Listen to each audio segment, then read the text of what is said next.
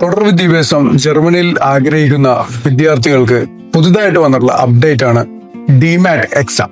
ഇപ്പൊ ഡിമാറ്റ് എക്സാമിനെ കുറിച്ച് നമ്മൾ അറിയേണ്ടത് എന്തെല്ലാമാണ്?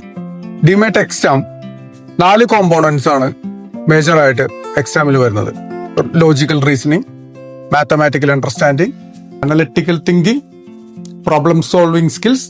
അപ്പൊ ഈ എക്സാം നമുക്ക് ഏതൊക്കെ വിദ്യാർത്ഥികൾ, ബാക്ക്ഗ്രൗണ്ടുള്ള വിദ്യാർത്ഥികൾക്കാണ് ഈ പരീക്ഷ വരുന്നത്?